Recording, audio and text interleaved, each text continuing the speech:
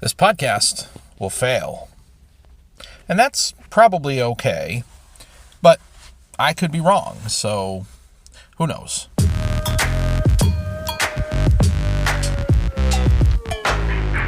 And episode 55, this podcast will fail. I'm just some guy.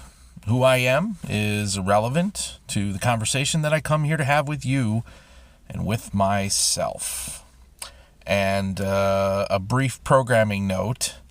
I was admonished today by my good friend Caleb for continuing to press the idea that I don't want to say my name in these podcasts.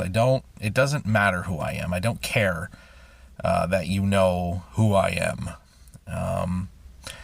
He said, what is the point? Why? What is this ruse even about? It's about making me feel good about this podcast, because I've said this way back in season 1. I talked at great length about my life as a content creator, as a guy that makes music and a guy that makes videos and makes podcasts and wants to get famous and all that other nonsense. It's all about my name. It was all about becoming some personality, some level of celebrity, and that's enough. Right? I'm having these conversations to have these conversations without any of the baggage. And I've just, the sense of having to have my name out there just feels like baggage. And so I prefer to just keep it simple. I'm just some guy. I'm this dude. I'm that voice. You might start recognizing my voice. Great, fine. All you know is that's the guy from the podcast that will fail. That's good enough for me. Because I want to have substantive, creative, interesting, dynamic conversations. And that's all I want to do.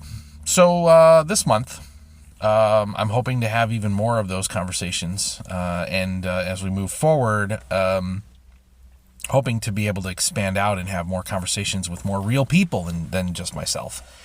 A couple different things. So yesterday I was able to bring in another content creator friend of mine, Joe, and we had some good discussion about what moves him.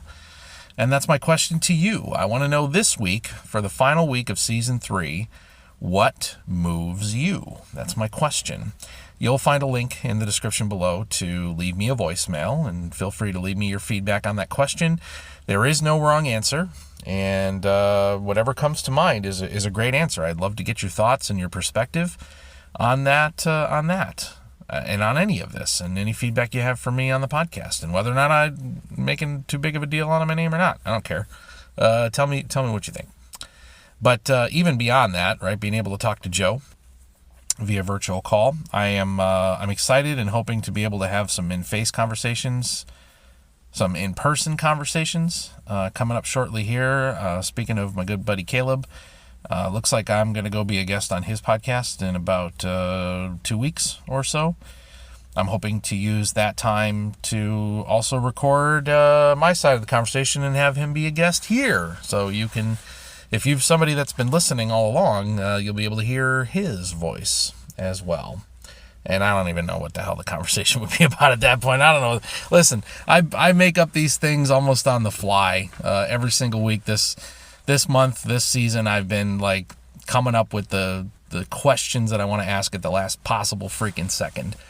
And then the other source, besides hopefully hearing from you via a voicemail here, is to try to engage with those friends of mine on Facebook, which is my primary source of social interaction in this world. And 99.98% of those people on my Facebook do not know that I'm doing this podcast, so they don't even know why I'm asking these questions. But I put it out to them, and so I posted here at the start of the show, the next question, friends, is what moves you? Now, look, the question is designed to be interpreted by you, so there really is no wrong answer. Tell me what comes to mind when you hear that, when you hear and someone says, what motivates you? What moves you? What gets you going? What keeps you going? Right? What what keeps you moving and motivated every single day? That's what I want to know. So again, share your thoughts. I've put that out on my Facebook profile, and I hope that maybe I'll get some responses back in the course of talking with you over the next 15 minutes or so. But in that meantime, I shall endeavor to answer the question myself. And even for me, the question bears a little bit of interpretation because I can answer it myself 4 different ways, so I will. I'll start this week with the most obvious thing to me, okay? I am motivated by my family, okay? And look, that may be easy to say. That may be cliche, but it's important to me personally. And these people, right, this amazing person who said yes all those years ago, right, and started a life with me, and all of these awesome human beings that have that have joined us, all 6 of my kids. Family motivates me. Family moves me because it's like not just a sense of pride, but it's a sense of purpose. You know, I think a lot of people need purpose in their life. It's not enough to simply exist. It's not enough to just go through the motions and do what you have to do to survive and secure the things that you need to secure in order to have something of a life. No, I'm the type of person, and I think a lot of people are, I need a deeper meaning. I need a bigger reason than just existing and just surviving, all right? And so, for obvious reasons, having a family, and particularly having a big family, brings about its own obvious purpose. You know, I am moved not just to do the obvious thing, which is provide for them. You know, it's that shared responsibility. It's the love of a child. It says I want the best for this child. I want to do the things for them that I never could do. You know, I want them to have a better experience in life than I had. And seriously, it really does go to a deeper meaning for me because of what I had and who I had when I was their age, when I was them, when I was little, when I was growing up, when I was a teenager. I didn't have much of anything. I grew up poor. I grew up mostly alone, even though I have siblings that I've talked about and other family members around, but not really. I was around them when they decided it was time for me to be around them. I didn't have connections. I didn't have any of those things that make a quality of life. So, you know, again, beyond just the fact that, it's my responsibility to make sure that they are fed, that they are clothed, that they are sheltered, and they're protected, and they're supported, and they're given the tools, the knowledge, and the experience to live to their fullest. It's more than just that. It's this idea that it's my job as a father to set them up with the best possible chance at a meaningful life. Because I went down so many dark, meaningless paths when I was growing up, and I don't want that for them. Now, am I always going to be successful? I don't know, right? The laws of nature and the karmatic balance of the universe that I believe in don't really leave that for me to know. It is or it isn't, and I can do the things I can do to give the best possible chance for them. Try to influence the best possible outcomes I can. But hey, you know what? A couple of my kids are adults now, and the rest are either, middle teenagers or about to be teenagers. And it hasn't always been easy, and we have struggled. And well, again, I'd like to think that I've done better by them than was ever done for me. But still, I know that things like mental health and things like negative influences from different outside the home places, and friends that weren't quite the quality that they needed to be, or experiences in school that really had an impact, not always positively, right? I know that several of my kids will face struggles in life, right? Or already have and are working through what they need to work through now. I am moved by the idea that I have some chance at being a positive force in their life. That's what moves me. To see my family succeed, to see my kids grow up happy and healthy, to see my wife accomplish things, right? So we've been married now 27 years, I think. I think it's 27. It's been a long time. 1994, 2000, so 26 years that we've been married. She sacrificed a lot to help raise our family, to help grow our family, right? She did the stay-at-home mom thing. So, the idea that I'm going to go to work, I'll figure out the money, and you be a mom and raise our babies and raise them upright and do all of that. Well, about, 10 years ago, roughly, I think. No, was it 10? I don't know. 5-10 years ago, something like that. She finally decided, look, you know what? The kids are mostly grown, and I want more. I want to do more. And my wife, at that point, at age 36, I think it was, decided to go back and go to college. Now, there was no college for either of us. Neither one of us got anywhere near college. Straight out of high school, we were together, as I've said, and higher education wasn't a thing, so a career wasn't a thing. Again, her chosen career in the initial was being a mom, and she did a fantastic job, considering that she had to put up with me and kids. But she went back and she worked hard and she busted her ass to earn a master's degree and pursue her job, her career, her dream. She's a librarian, and I think that's cool as hell. I'm married to the hot librarian. How awesome is that? That right there, that story, that sense of accomplishment for her, by her, moves me. And I am moved and I am motivated to make sure that I am supporting her in every way possible, whatever it is. Because again, I'll go back to my youth. I'm going to go back to that well one more time. I didn't really have anybody that I actually cared about until I met her.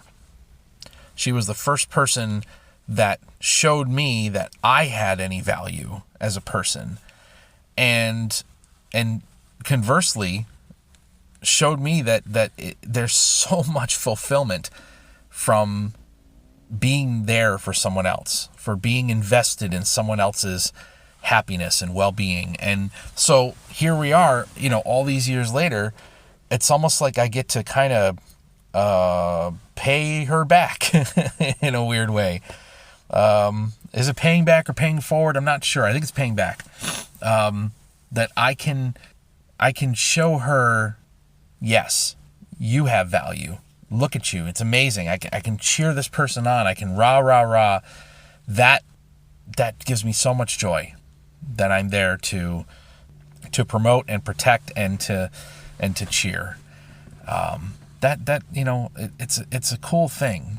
It's a really cool thing because, again, you go through life making these associations, whether they're family that you grew up with or people that you meet, coworkers that come and go, contemporaries and friends that you might make. And there just wasn't a jack ton of substantive relationships that really ever blossomed or grew for me. I can see years later that there's folks I'm connected with, and I'm finally, I think I'm starting to see some responses on the Facebook page here, and some folks that I have maintained at least that familiarity with, right? You call them friends. We were friends in high school. We were friends in early jobs, and some of them are friends from old, content things that I created, radio shows and YouTube channels and all that nonsense. But my family, that's where it's at for me. I'm so pumped and excited. This is Thanksgiving week, and I'm bringing my 2 boys home from college, which is scary. Don't get me wrong. Coronavirus, COVID-19. It's a little spooky, but they got tested. Looks like they're clean. We're all, hopefully we haven't had an excuse to get tested. So, but most of the family is sequestered. It's stressful, but it's motivating to know that I can gather everybody back together and get everyone under the same roof again, and celebrate my family. And again, cliche, but to give thanks for my family. That's the thing that moves me, man. That is the thing that gets me up and gets me going. So, looks like I got one response so far on the Facebook page. Let me open it up and let me guess. As soon as I saw this person's name, I bet you I knew what she was going to say. And it's so freaking perfect to where I wanted to go today. I swear to God, people, this is not scripted. I don't know in advance 90% of the time, I don't know in advance what is going to take place while I sit here and talk to this phone and communicate with you. So this is, again, somebody from high school. This is, she was the youngest sister of a group of friends. And so she was like, that younger kid that was like always there at our side and when I was with those people. Jackie. And Jackie, thank you. My God, you nailed it. You said the perfect thing. What moves Jackie? What motivates her? What gets her going, keeps her going? Her answer is providing a good life for my son. You goddamn right. Jackie. And it's so cool because I watched over the last, almost 10 years, that you just kind of, friends on Facebook. Friends on Facebook's a weird thing, but it is what it is. And we had that familiarity back way in the 90s. Saw her get married, saw her find the love of her life, and then she and her wife, they did Jackie got pregnant and carried a beautiful baby boy, and I think he's like 3 now. I want to say he's got to be either 3 or 4. It might be 4. I don't know. It's been a while. Cute kid, and she's a great mom, and she and her wife, they work hard. She's an educator. They do what they can to make the world good for other people. And just like me, Jackie values that family and that ability to know that you are providing a good life for your son. That's awesome. I could not think of a better way, a better response to close out today's podcast on the topic of what moves you. So that's cool. So hopefully over the course of the next couple of days here, while we round out this topic as we move into Thanksgiving, we'll maybe get some more responses from the Facebook and see what else we find. Whew. Okay. Just another reminder, of course, would love to hear from you. There is a link in the description below that you can click on, especially if you're listening to this on your phone. It's really simple because it'll connect right there. Hit record and just give me your thoughts. Give me your feedback. Give me your answer to the question, what moves you? I would love to include your voice in this podcast in the future. That's going to do for today. Tomorrow we'll do it again, and we'll see what happens Thursday and Friday. But for now, I will stop. That's it. I'm done. I appreciate any time that you spent listening to this today. I will speak to you again tomorrow wherever you are, have a good one.